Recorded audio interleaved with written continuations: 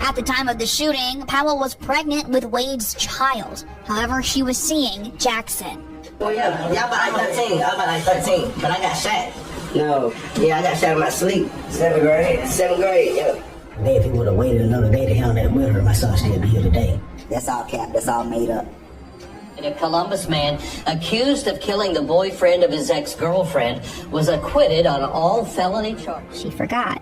That's the story she gave police. She forgot she had invited her baby daddy over, the man whose name was on the lease, while she was already inside with his friend. I'm sorry, but you don't forget that. You just don't. And because of that night, one man is dead, one man is in a wheelchair, and she is the only person in this story who went home. Make that make sense. His name was Maurice Vaughn Jackson, Lil Nuke, 26 years old, a rapper out of Columbus, Georgia.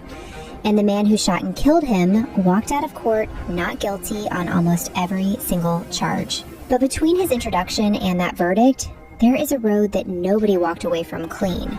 And that road starts with a woman, an apartment, and a decision that should never have been made. So who was Maurice, right? Because I think that matters here. He grew up in Columbus, Georgia, and Columbus is not soft. The violent crime there runs deep, and Maurice was not sheltered from any of it. The man was shot in his sleep at 13 years old, 7th grade. And the way he talked about it in interviews, I'm like, this guy had been through real things. Yeah, I got shot in my sleep. 7th grade? 7th grade, yeah. No.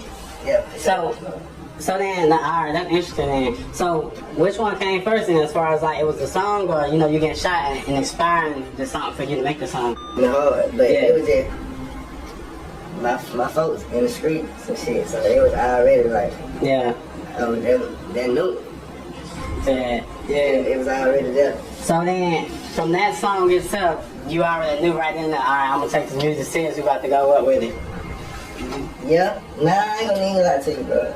It wasn't even that. I just love niggas, period. Come from, like, where I'm coming from, I come from everybody else. You know, probably been through the same situation, 10 niggas on one couch. Yeah. Sitting on one couch.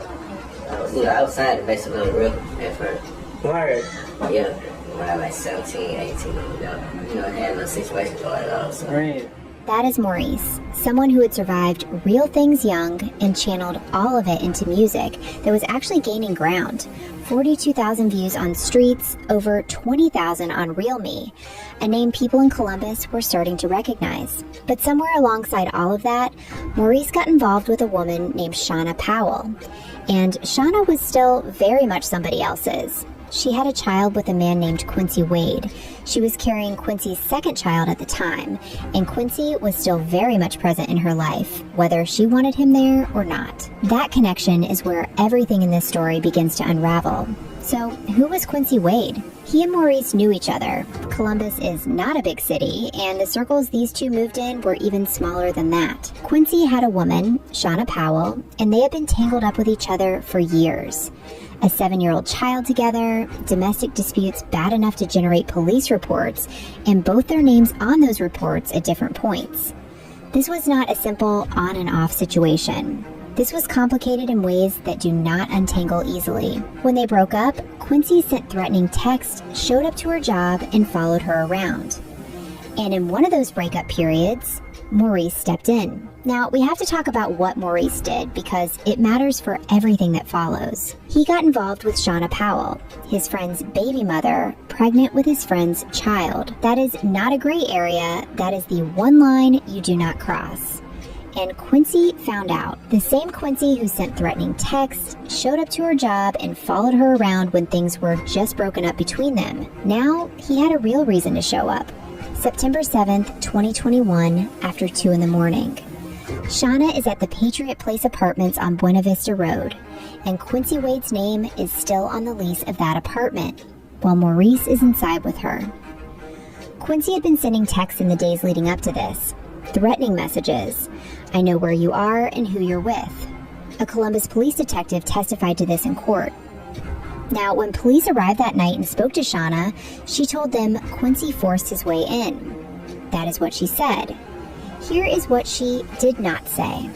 She did not say she had spoken to Quincy earlier that same day. She did not say she had invited him over.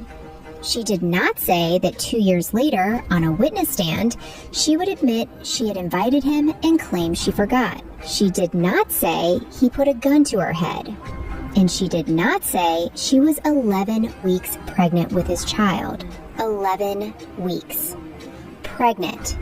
His child. And not one word of that to police. When Quincy forced his way through that sliding glass door, Maurice and Shauna ran to the bathroom together and locked themselves in. Because they knew the moment he got through that door, there was nothing left to explain. Quincy found them and he kicked that bathroom door open. Shauna got out. She made it past him and into the hallway. But Maurice and Quincy were still in that bathroom, and that bathroom was small, and 16 shots went off inside it. 16 shots between two men who called each other friends.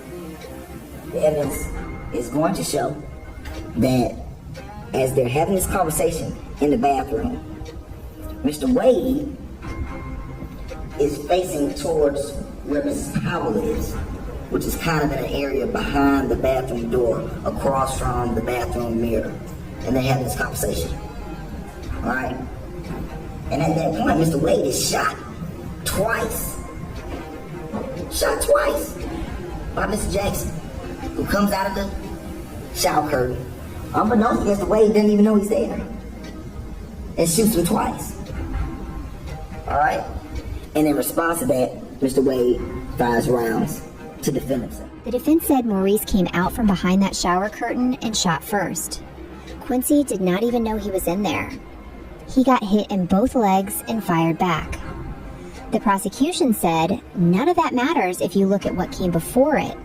A man who forced his way in, armed, kicked in a locked door, and put a gun to a pregnant woman's head. They said that man does not get to call shooting back self-defense. Not after all of that. On September 7th of 2021 at approximately 2:30 a.m., Quincy Wade shot and killed Maurice Vaughn Jackson. That will not be in dispute in this case. Nobody disputed what happened to Maurice. Quincy fired, Maurice was hit 4 times, and one of those 4 shots went straight through his heart. The medical examiner testified to exactly what that meant. That shot through his heart is what killed Maurice Vaughn Jackson.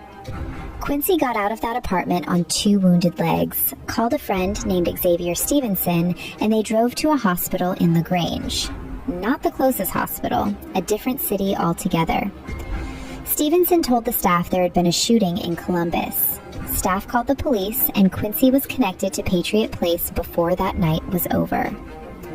While that was happening, Maurice was dead on the floor of that apartment.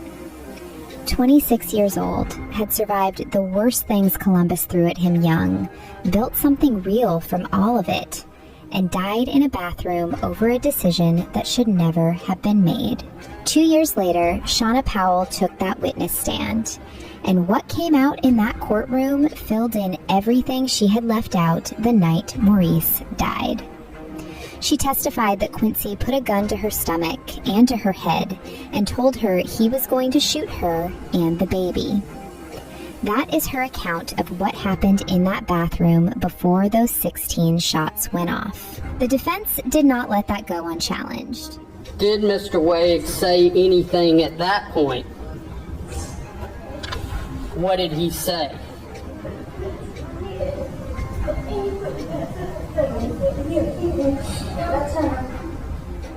When Ms. Powell was first interviewed and talked to about this incident, she didn't say nothing about Mr. Wade. Pulled the gun on her, put it to her stomach, put it to her head, said, "I'm gonna shoot you and the baby."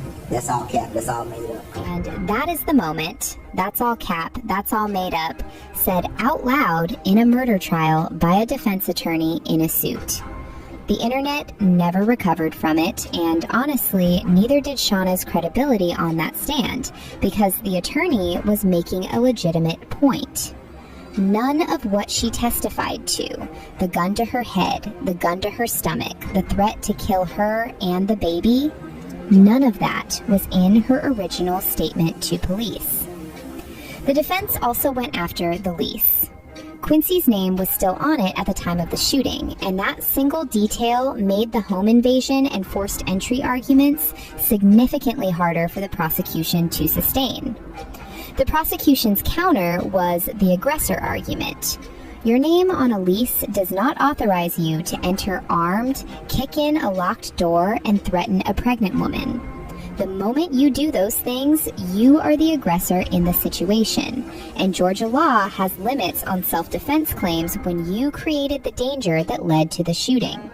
The state argues there are limitations to self-defense. Because Wade entered the home uninvited, Kelly says he was the aggressor in this case. Maurice's father was in that courtroom through all of it, and regardless of where you stand on this case, this man lost his son. Here is what he said. Not about who shot first. It's a case about one thing, when my son lost his life protecting himself and who he was with that night. When trouble came knocking on their door, they place to stay where they was, mind their business. Jesse gonna be served for Maurice. And Jesse gonna be served for all the times he did her the way he did. Because she was too scared to come for her. At the end of the day, but it's all out now. But at the end of the day, Maurice gonna get Jesse. That father's pain is not something to argue with. He lost his son, and he wanted justice for him, and that is every parent's right. But Maurice was in that apartment by his own choice. Space connected to Quincy, with Quincy's pregnant baby mother at 2:30 in the morning. Nobody put him there. And when Quincy came through that door, Maurice was exactly where his own decision had placed him. That is not a verdict on whether he deserved what happened. He did not. But decisions have consequences in this story, and that one was no different. The trial ran for several days. Police officers, medical testimony, Shauna on the stand, all of it working toward a verdict. And then Xavier Stevenson testified. He was the friend who had driven Quincy to LaGrange that night, and when he took that stand, he told the jury that every decision about that hospital trip was his. Going to LaGrange instead of Columbus, his idea. And telling the staff about the Columbus shooting, his words. He put it all on himself, and the reason was clear. If the LaGrange decision was Stevenson's and not Quincy's, it could not be used as evidence that Quincy was trying to run from what he had done. I want to say he tried to buy some weed to my grandma, but like I said, that was my idea. During cross-examination, Kendrick asked Sergeant Hill about his interview with Stevenson and what he learned in that interview. That Mr. Jackson was in the shower when it happened. That's what Mr. Stevenson reported had been said to him by Mr. Quincy. Stevenson was there for Quincy, and his testimony was Quincy's account delivered through someone who had made his loyalty clear. That is what the jury had in front of them. Quincy's mother was also talking to reporters during this time, and she was not diplomatic about it. She was not pointing at Maurice nor at the legal system. She had one person in mind, and she named her publicly during her own son's murder trial. But I'm gonna tell you, it's one common denominator with this whole thing, and that's Shayna Powell. And I think she should have got some charges. Quincy's mother said Shauna Powell should have been charged, and that opinion was not hers alone. It was shared by nearly everyone watching this case from the outside, but what mattered in that courtroom was not public opinion. There were 12 jurors and the evidence in front of them. The prosecution had made their case. The threatening texts, the forced entry, the argument that Quincy walked into that apartment as the aggressor and forfeited his right to claim self-defense the moment he did. The jury deliberated for 6 hours. Then the verdict. Accused of killing the boyfriend of his ex-girlfriend, was acquitted on all felony charges this evening after a 6-hour jury deliberation. Quincy Wade was accused of shooting to death Maurice Jackson, the new boyfriend of his on-again, off-again girlfriend, Shayna Powell. The jury found Wade not guilty of felony murder, malice murder, aggravated assault, and home invasion. The home invasion charge was reduced to a lesser charge of criminal trespassing. Not guilty. Malice murder, not guilty. Felony murder, not guilty. Aggravated assault, not guilty. The home invasion charge came back as criminal trespassing, a misdemeanor, 12 months maximum, and Quincy had already been sitting in pretrial detention for nearly 2 years. His only conviction carried less time than he had already spent waiting for it. He walked out of that courtroom in a wheelchair, both legs permanently affected by the shooting, and free from every felony charge on that indictment. The prosecution and the defense both spoke. The prosecution went first.